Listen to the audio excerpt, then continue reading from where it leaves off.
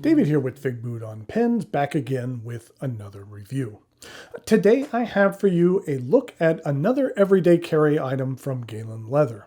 A while back I reviewed their Writer's Medic Bag. It was something I really cared for, but the main issue I had with it was the size. For my use, it was just a little bit small. So the product I'll be showing you today should hopefully alleviate that issue because I have the extra large Writer's Medic Bag. What I'm going to do today is go over the parts and features of the Medic Bag, show you how the XL compares to the standard size, and how it might fit your everyday carry needs. Galen Leather is based out of Turkey and has really come on strong in the US market over the last couple of years with some very beautiful and unique products. If you'd care to learn more about the company and their interesting history, I'd recommend checking out my first review of a number of their products. I'll put a link in the notes below. Knowing the history of this company helps make their products all that more special. In order to get a closer look at this XL Medic Bag, please join me over here at camera 3. So here is the Galen Leather XL Writer's Medic Bag. Just as a comparison, this is the standard size. So you can see that this does live up to the XL moniker. The bag is made from Crazy Horse leather, which is a full-grain leather that really ages well, and rather than wearing out, it develops a really nice patina over time. It's made from the entire cowhide, so it's rather thick. A lot of my research said the Crazy Horse name was derived from the leather's popularity of use in saddle making, but no one mentioned the Lakota tribe Native American leader by the same name. This surface is smoothed out by the applying of a special wax. This wax enhances the leather fibers, and when it's scratched or rubbed, the leather's natural color changes its shade, giving it a unique antique vintage appearance. You can see here, just from a little bit of normal handling, there's already some marks and scratches which have developed, and that's to be expected. It just adds some personalized character to your bag. These medic bags are available in forest green, navy blue, smoky, and tan. There's also an unfinished leather model, but I don't believe that that's currently available. The closure in the front is attached by screws, and there are some screws here on top as well. On the back, you have a handle, as well as some buckles to affix the shoulder strap. I don't have it on here right now, but just so the strap isn't flapping around. But this is the strap. It is a bit on the thin side in regard to width. I feel the leather is thick enough to be durable, but I wish the straps themselves were a little bit wider. By using this bottom loop, there is a way you can affix the strap so it can also be used as a backpack. It was a little tight for me when I tried to do that, so it's not a way I would personally carry this bag around, but if you are a more diminutive person, it might work well for you in that capacity. There is a little knob here used for the closure. When it's new, it can be a little tough to get this on here, but I feel that over time the leather is going to become more pliable and it will become easier. Inside, there is no real lining. It's just the underside of the leather. It has a real nice soft feel to it. There is a nice piece of felt that is affixed here, and I feel that it does a good job of helping items slide in and out of this large back pocket. Now, in regard to what will fit in here, a standard iPad will fit in here just fine, as well as an iPad Pro.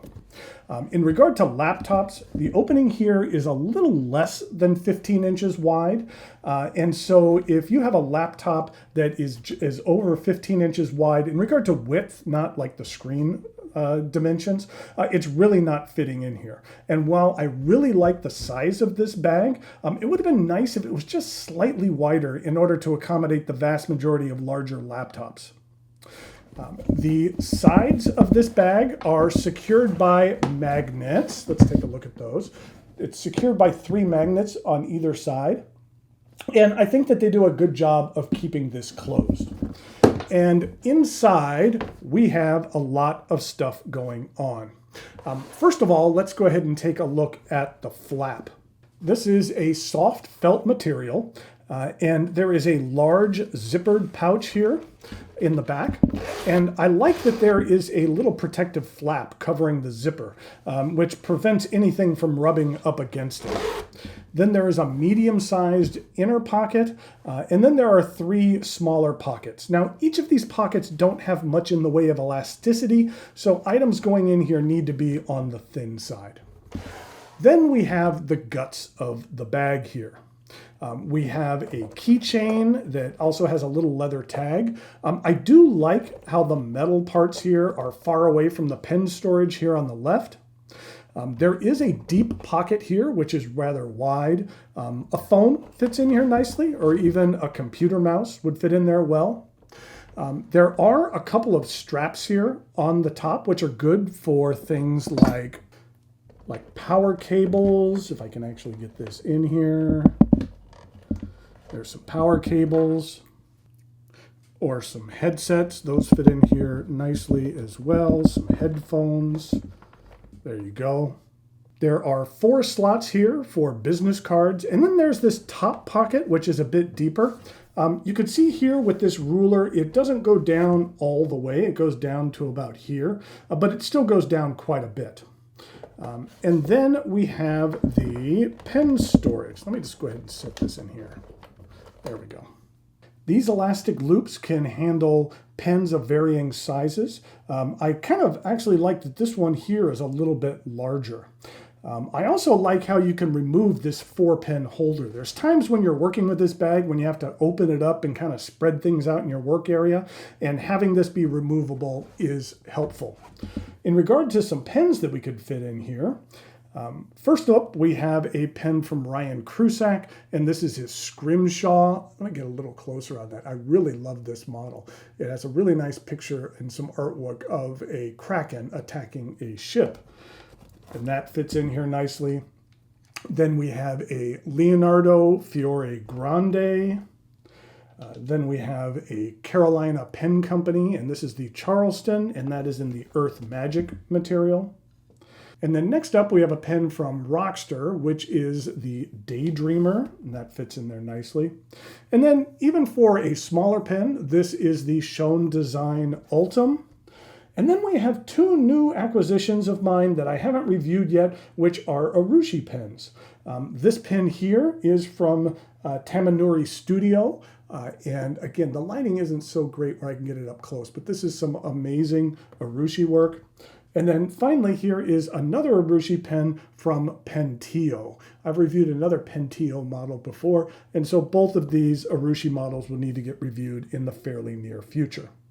So as you can see, this bag can hold a great deal. Through the Galen leather site, the standard Writer's Medic bag sells for $219, and this XL model is $349. While that is a bit up there in regard to price, if this becomes something you carry around with you and use on a regular basis, I feel that price then becomes warranted. It is very well constructed, and I feel will last a long time. I'll put a link in the notes below where you can check this item out on the Galen Leather site, as well as see some of their other very cool offerings they offer. It's really well worth checking out their site. And a big thanks go out to the good folks at Galen Leather for providing this bag for review. Okay, until next time, thanks for watching, and I'll talk to you later.